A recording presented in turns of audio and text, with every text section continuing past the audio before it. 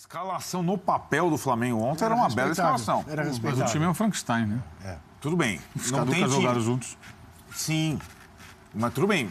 Eu acho que o Mano também não usou os mesmos jogadores que usou, porque foi uma partida muito desgastante, uma partida de final. Mas acho que os motivos são diferentes, né? Eu acho que os motivos Das são escolhas. diferentes. O Mano fez algumas escolhas conhecendo o elenco. O Rueda está conhecendo esses caras. O Mancoelho não jogou um minuto com ele ainda. É verdade. Tem jogador que custou dinheiro, hein?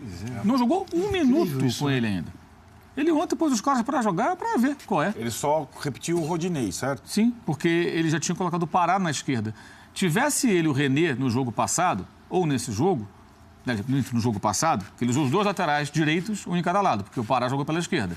Se o René tivesse jogado contra o Cruzeiro, e fosse, digamos, Pará e René, ele teria colocado o Trauco, como colocou, e o Rodinei, e seriam 11 mudanças. 11... Ele só não fez 11 mudanças porque os dois jogadores da lateral direita foram titulares por uma necessidade, né, contra o Cruzeiro. Então, um deles teve que ser repetido. Tivesse um terceiro lateral direito, talvez não, com certeza ele mudaria, seriam 11 mudanças.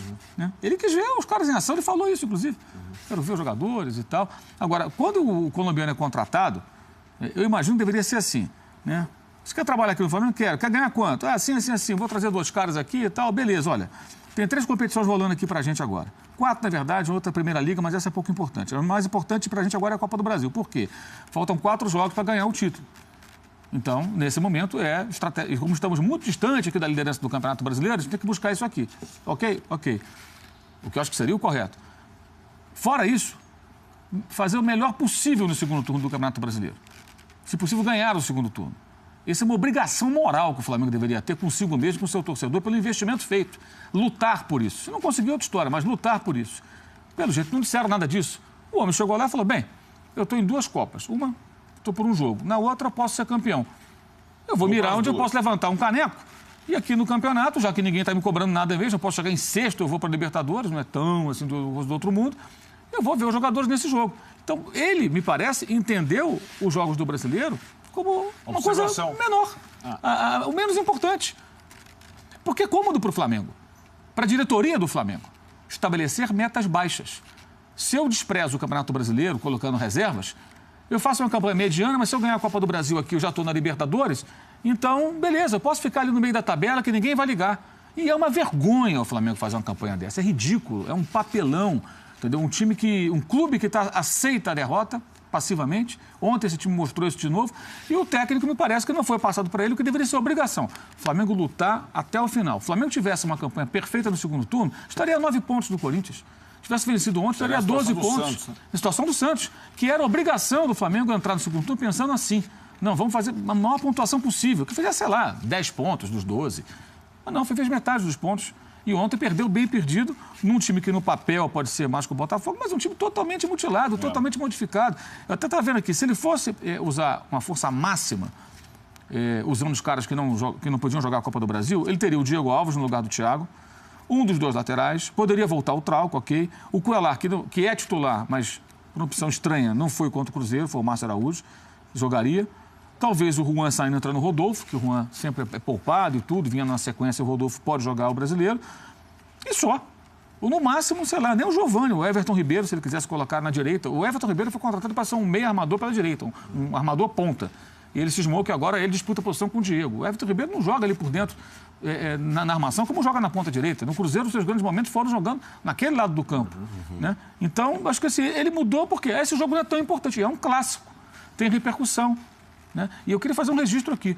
O Botafogo, no pé de Flamengo, acho que são 2, 3 anos no Campeonato Brasileiro. 2 anos e meio. Né? Teve um rebaixamento, mas não perde já há um bom tempo no Brasileiro. Perdeu na Copa do Brasil, mas foi 1-0 ali, suado e tudo mais. Né? Primeiro turno empatou em Volta Redonda, ontem venceu 2-0 e venceu bem vencido. Convincentemente, a vitória alcançada pelo Botafogo foi convincente. Se a gente coloca na balança, isso tem que ser colocado sempre na comparação. Não dá para analisar Flamengo e Botafogo como se fossem coisas iguais. O faturamento do Flamengo é muito maior, o investimento é muito superior. O Botafogo briga com o Flamengo, encara o Flamengo com as suas armas, eventualmente jogando muito mal, como jogou as semifinais da Copa do Brasil. Foram 2 jogos ruins do Botafogo. Mas é impressionante como o Botafogo apresenta elementos que não são palpáveis dentro do time de futebol e que o Flamengo não tem. Como o Botafogo, ele consegue tirar mais e tirar mais e tirar mais. E ontem jogou completo, com tudo que tinha, o Jair Ventura. Só não colocou os jogadores que estavam machucados, fora de combate. E só não foi 3-0 porque no primeiro tempo ali o Diego Alves fez uma defesa espetacular numa cabeçada do Roger. Era para ser hat-trick do Roger. Numa falha grotesca do Rafael Vaz, que ficou marcando um homem invisível. A bola passou e ele cabeceou sozinho, o Diego defendeu. Roger o verdadeiro. O Roger é centroavante do Botafogo. Sim, o verdadeiro. Então, Chuteira, sim, meia. sim.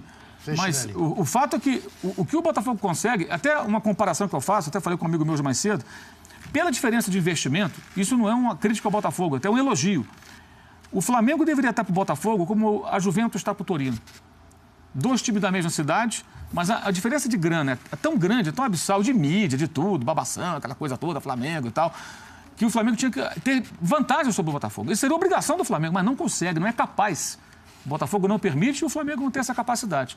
E é incrível como o Flamengo perde um jogo como o de ontem e o Botafogo, por sua vez, ele saiu do jogo ontem muito fortalecido.